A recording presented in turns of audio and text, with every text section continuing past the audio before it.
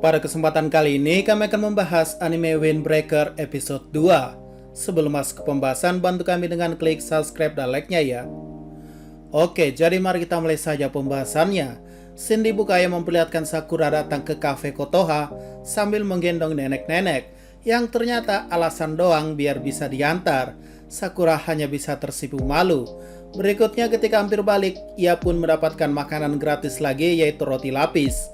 Dan ketika Kotoha melihat jam, ia merasa aneh karena upacara penerimaan mulainya pas siang, sedangkan sekarang baru jam 10, sehingga ia menduga bahwa Sakura udah gak sabaran mau sekolah. Tapi ya, alih-alih mengaku, ia mengelaknya. Kemudian datanglah karakter baru yang bernama Nirei, tapi bisa kalian lihat sendiri baju dan celananya saja masih terpasang label harga alias pakaian baru yang baru dibeli. Ya, detail yang bisa admin temukan sih jelas tulisannya di sana M, yang artinya size Nirei itu M ya. Lanjut, Nirei pun menyadari bahwa Sakura ini adalah pendatang baru, dan melihat penampilannya ia menduga bahwa Sakura itu mengalami stres. Ya, apa maksudnya? Jadi simpelnya itu kayak Kaneki ya di anime sebelah, bahwa rambut bisa cepat putih atau beruban akibat stres yang berlebihan. Padahal dalam kasus Sakura tidak ya, itu karena bawaan dari lahir raja. Koreksi kalau salah. Selanjutnya Nirei mengeluarkan buku catatan dan mengatakan bahwa orang luar yang bernama Sakura tidak ada dalam catatannya, dan memperingati Sakura bahwa sekolah Furin bukanlah sekolah biasa, karena anggota Bofurin ada untuk melindungi warga kota. By the way, dari siluetnya kayak Vergil dari game Devil May Cry ya. Kayak keren aja gitu. Dan Nirei pun mempertanyakan kenapa Sakura sebagai orang luar mau datang ke sekolah Furin yang notabene-nya bukan urusannya untuk melindungi warga kota, alias hanya orang asing dan bukan lahir di sekitar sini. Dan Sakura pun menjawab dengan singkat bahwa itu karena untuk merebut posisi puncak. Namun Nirei tidak menyangka karena itu mustahil dan bahkan menyatir Sakura bahwa ia akan botak jika ia melakukan hal itu. Berikutnya Nirei pun pergi keliling kota dulu sebelum masuk upacara penerimaan sekolah. Sementara itu Sakura merasa tidak suka dengan Nirei karena biasanya orang yang terobsesi dengan pakaian atau penampilan akan kabur duluan saat pertempuran, karena berdasarkan pengalamannya begitu. Tapi Kotoha memberikan pertanyaan kepada Sakura bahwa apakah tahu warna biji kopi? Ya, awalnya Twin jawabnya sama dengan Sakura ya, yaitu coklat. Tapi ternyata warnanya merah loh. Ini pengetahuan baru sih. Mungkin bagi yang barista sudah tahu soal ini ya.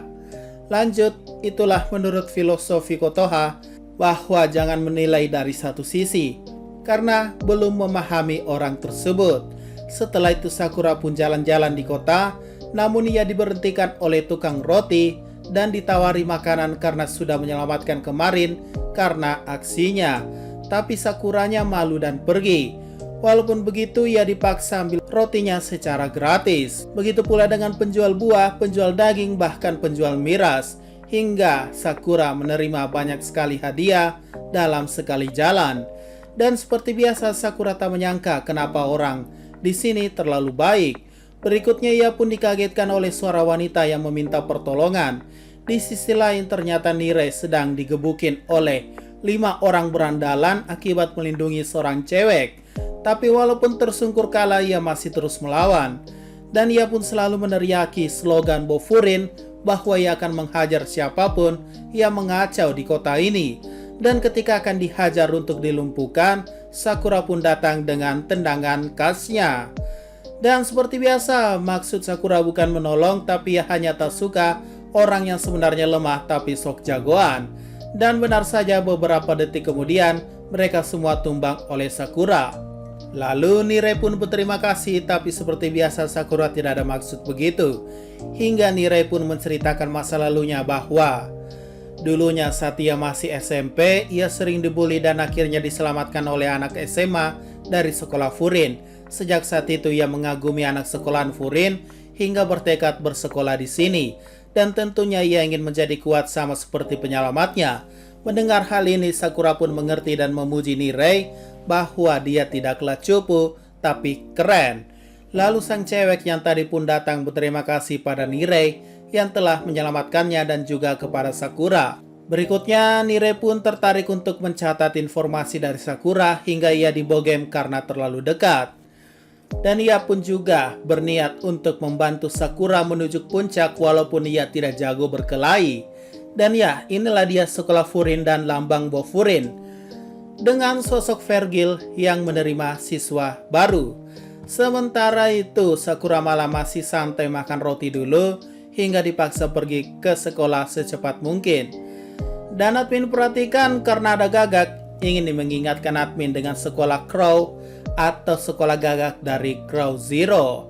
Selanjutnya Sakura dan Nirei pun mendapati papan pengumuman pembagian kelas yang dimana kebetulan mereka satu kelas. Dan ketika ingin masuk, Nirei kaget melihat satu nama yang sekelas dengannya. Dan di perjalanan menuju kelas, Nirei ingin Sakura berjanji bahwa jangan buat keributan dan akrab dengan teman sekelas. Tapi Sakura sepertinya tidak peduli. Dan dijelaskanlah kalau ada kemungkinan Sakura tidak disukai karena akan mencemari tradisi Bofurin sebagai orang luar yang melindungi warga kota. Tapi sepertinya Sakura nggak peduli ya, walaupun ia dibenci satu sekolah, karena itulah yang ia inginkan untuk merebut puncak. Dan ketika masuk kelas, ia sudah ditatapi oleh satu kelas. Dan ia pun disambut oleh anak yang mengenakan penutup mata. Yaps, benar, namanya Leonardo DiCaprio. Tapi tentu saja itu cuma candaan ya, nama aslinya adalah Suo Hayato. Berikutnya Aura pun jadi serius ingin berkelahi. Ternyata malah dipuji kalau Sakura lah yang ada di tawuran tengah kota kemarin. Bahkan Nirei baru tahu dan seisi kelas pun tertarik dengannya. Itu membuat Sakura malu lagi karena malah jadi idola kelas. Dan akhirnya ditanyai apa tujuannya ke sini.